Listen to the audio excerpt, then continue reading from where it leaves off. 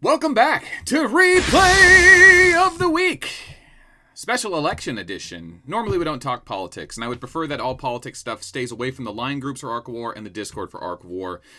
In a nutshell, people just get too animated and serious about politics. It's the end of the world, whether you're on one side or the other. And I just want to remind everyone, you survived 8 years of Bush, you survived 8 years of Obama, and you survived 4 years of Trump. No matter who wins the election, you're going to be okay. I understand people are passionate about it, but Arc of War community is not a place to do it, and people are willing to throw away their friendships because of the passion they have for this hobby and interest of politics. I understand there's real-life repercussions, but this just isn't the place. So, if you need a break from politics, and you want to just enjoy some Replay of the Week here on the Arc of War channel, welcome! So, I've got some good stuff for you today. I had to weed out a lot of videos because we just started getting a lot more than I expected. So, if I deleted your replay, I'm sorry, it just wasn't the best of the best. That being said, something's new about today's video. I don't know if you noticed it. Take a look at the video. Something's off. There's just one little thing. I don't think I've ever done it before, but if you notice it, help the channel out. Use the comments below. Point out what's different about today's video. No, I didn't get a haircut. Well, I mean, I did, but it's not new. All right, let's jump into Replay of the Week. Guys, thanks for sending these in, uploading them to YouTube, and sending them to me in line or email so I can put them in this queue so I can show them off to the world.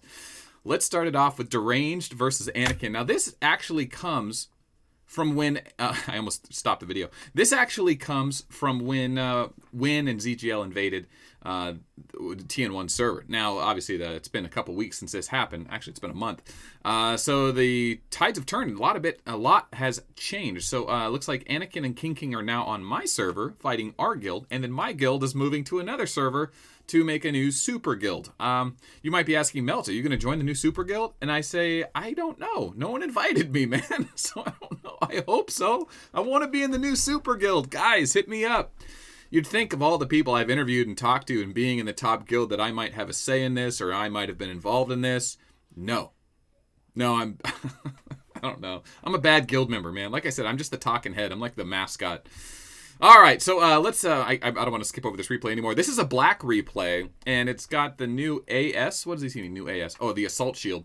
So black's destructive. So this is a tier 12 black build where you just focus all defense, and then you use the best offense skill to use your defense as damage, and then you use Lady and Beast skill destructive power to purposefully miss so that you can use your defense as bonus damage on the hit that comes after. Doesn't trigger tear space, so you don't use those troops, you use the defense troops. It's a very effective build, and you could run it with Scorpio and Gemini if you want to. You don't need to, but they do hit hard as well without all that bonus. So it's a great build. We didn't see a lot of it last season in Galactic Battle. I expect to see more of it, especially now because the healing troops are in, which really makes black quite good. Assault shields are definitely going to be nice on him. Anyway, he cuts right through this elf, so it's a great little replay. Just kind of throw that out there because it's a good PSA. If you're here to look at builds or things you want to try in your Arc of War account, try the black build out. It's really quite good. All right, so this is called a rare main Ichiro sent in by Instantante. There's my Spanish accent. Let's turn the music off here. So it's a tier 2 Ichiro, 12,000 leadership, not even, right? Oh, maybe, let me see. 40,000 leadership in the back. But Ichiro main, you don't see that too often, right? Pretty rare. And he's doing quite well. He's not risking too much. That's a lot of tier 3 and tier 2, but look how much tier 7 that is. You do not want to lose 50 units or 100 units of tier 7, let alone 1,000. So look at this Ichiro go. Just 2 guaranteed hit gems, right? Scorpio, Gemini, or Sagittarius, Gemini is all you really need. And he's got a lot of damage here, so as long as he can keep Hancock locked down, Hancock doesn't hit that hard. Remember, Hancock kind of has to, he's a momentum commander. The more he goes, the more he disables you, but if you can pop off on him, you could do well. So nice little replay there. I thought that was interesting. Wanted to share that. I want all these replays are interesting, just so we're clear. I cut all of the non-interesting ones out, which means some Dragon Slayer ones, had to fix the camera there. Did you guys figure out what was different about this video yet? Check the comments below. Put a like on it while you're down there. Are you subscribed? Make sure you're subscribed. Special voting edition of the Arc of War Replay of the Week. Whatever. Okay, what do we got? All right, Stella versus Hancock. This is a baby tyrant march, right? We talk about this every once in a while. Someone who just gets tier 12 when they shouldn't have. I don't know if that's possible anymore. I think they nerfed that. But if you still have those tier 12, as long as your hospital's not overflowing, you get to keep your tier 12 even if you don't have the research. It does amazing things on Hancock. Obviously, Hancock, you do want to run troops in slots 4, 5, and 6 because really that feral strength can trigger on those slots. And if you don't have the troops there, you're not getting the value. And you can always put tier 1 back there to get bonuses out of your shield. So I don't like the 1, 2, 3 slot Hancocks. Yes, it's low risk, but if you're going to put more than 1 troop per slot, put them in the back row, not the front row. ultimately what happens here, and there's no tier suppression, so this Stella can just keep crushing through. She had to risk 100,000 leadership worth of tier 2 to do it. I got a feeling, though, Stella's going to break through. Sniper, Wings of Eternity. Yeah, nice little combat build for the tier 2 meta. Okay, well done. All right, King versus Deranged. Now, this is a lot of replays. Now, this is on Deranged's channel. If you're not subscribed to Deranged, subscribe. He put all the battles that were going on in the first couple weeks. I think it was just the first week of their invasion of TN1. And there's a lot here. I don't want to go through all 5 minutes of it, but obviously they did really well. And, it wasn't that one-sided. There was, big losses on both sides. The whole point was to just have fun, right? Just leave the server in the off-season, go pick a fight somewhere, make some friends, make some enemies, try your commanders out and see what happens. Deranged got to show off his, I think his Pkwy build and his Hancock build. And anyway, I'm glad they did that. That was really exciting for the Arc War community. We'll see what happens this next season as guilds are migrating. Keep an eye on the channel. Tuesday Newsday, I'll definitely cover what I end up doing. And yeah, that'll be interesting. Maybe. I don't know. Maybe it won't be interesting. I try to just keep it upbeat. See, I've distracted you from politics for about, 5 minutes now. You're welcome. Anyone have a drink last night? It's been 3 years. I haven't had a drink. I thought about it. All right. Whoo-sa. All right. Golden Eagle versus Wrathbun. Hancock versus Stella. Classic Hancock march. Slots 1, 2, 3, 4, 5, 6. 1 unit. And it's a sweet march. So he wrecks the tier 10. I mean, literally, look what he's killing. He's killing like 500 to 1. It's amazing. Or maybe 100 to 1. But these numbers, these trades are insane. Like I say, just a weekly reminder, everyone's got to run a Hancock. Nice little replay there. Half-Baked's Half-Baked Stella versus a Chinese Gilly. I love these baby tyrant marches. Look at how many units he killed with that. Oh, he's got another one here. Look at it, just 1 unit per slot. Learn your lesson, guys. Dual blade Stella, tank build, just 1 unit per. I run this build, I'm never this successful with it. Look at this. Oh my god, doesn't have enough to actually kill the front row though. That's interesting. Hancock would have killed him. Yeah, that was interesting. It was a little fast, but hope you caught that. All right, Timmy versus an X. It's not a replay of the week if we don't have an X get our butt kicked on the show. So thanks for sending this in. Standard Hancock should just crush through, right? Let's move on to the next one. Oh, this Hancock. Look at this crazy Hancock play. Tier 9, but the little tier 12 in the top row, right? Okay. So what he ends up doing is he runs the gambit. I don't know if this person was missing gear because it's a peak contest. I don't know what happened here. Or All-Star. Is it All-Star? It's All-Star. But it's insane how well this Hancock does. I mean, I don't know if it's is it Wings of Eternity Feral Strength, I'm assuming? We should double check that here. I'm sure it is. Gemini, I'll be able to get there right. Let me see. Fast forward. Man, Stella is popping off. Good God. Andromeda just shutting him down. It's amazing how well Stella and Andromeda go together. Wings of Eternity Andromeda is sick. Well, Wings of Eternity Sleep Bomb is good, but Wings of Eternity Dual Blades plus Andromeda is even crazier. I need to do this infantry tank build. I just feel like you have to have a big wallet to do it, and I'm just not ready to commit to that. Plus, I've already gone down this Gilly rabbit hole with all the troops. It's hard to change your army, man. It's really expensive. So until the next troops come out, which they are out technically, I'll worry about my build at a different time. All right, Half-Baked with a Fabian build. Look how much tier 7, tier 6, and tier 5 in the back row. I don't think Spark thought he was going to lose this. So he puts the tier 9 out front. Those tier 12s, Baby Tyrant versus Baby Tyrant. Look, it's like neither one of them had advanced tier, but they picked them up in events. But look how many units he's killing with one shot. You do not want to lose hundreds of units at tier 6. That is brutal to repair. I mean, he's got some Vega heal going on, but it's not going to be enough. Half-Baked's going to run the gambit here and kills them. Oh my god. Tier 12 is so strong. It is so strong. All right, coming on to replay number 10. We got 5 more to go, plus this one. Conesayers. Hoodoo replay. We haven't seen... Oh my god, watch this. This is why I kept it in. Watch slots 2 and 3. Okay, Chain Blast, Leo, kills hundreds of tier 7. That's not even from the Death Rattle. Then their Death Rattle goes off, kills a few more. Death Rattle in this instance... Oh god, kills hundreds there. It's just...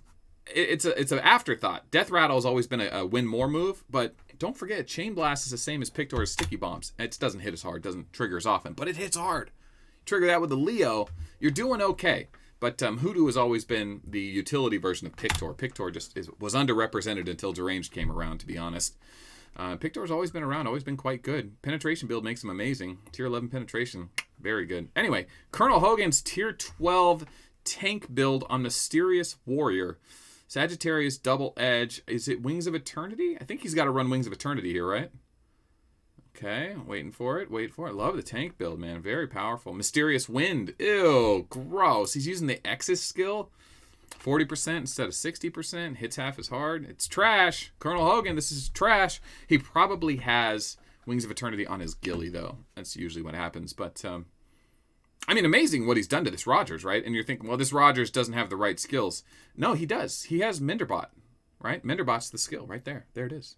But he was able to make it happen. I like Rogers with the new Tier 12 troops. I don't think Rogers needs to have the Tear Space troops. They're okay. They're good. But the new Tier 12 HP or healing troops with Menderbot, Rogers is going to be sick, man. Back in the game with his combat damage. So welcome back, Rogers. And we missed you. No, we didn't. Okay. Loco Poco. Okay. All right. So Panos gets a hit on Loco Poco. Maelstrom. Uh-oh. Now, what you're saying right now is Hoodoo versus a Dragon Slayer, right? But it's backwards. Dragon Slayer can massacre if she hits one ranger. But Hoodoo doesn't have one ranger. And Hoodoo's death rattle works on the amount of troops killed. So if he only kills one ranger, he doesn't like blow up every other slot. However, those are Tier 11 walkers. And Tier 11 walkers have airship. And that's Shockwave level 1. Here comes the boom. Donk. Kills 115. Not that many. Level 1. But still, great trade. Well done. Unexpected. Kind of sneaky, right? Didn't see that coming. Most people aren't expecting that in the capital. All right, Firefly's Lilith. This is a cool little replay. Remember, Lilith is no slouch. Her 60% sleep bomb is quite good. Light Veil is a defense shield. So if she can keep someone shut down and just bring the damage on, she's going to do okay. Tier 10, Tier 11, she's okay. Once Tier 12 comes around, then she's not as effective because the defense stats are so much higher. She really has to break through that damage with penetration. But there you go. Bunch of Tier 9. Lilith getting it done. Nice, right? Different.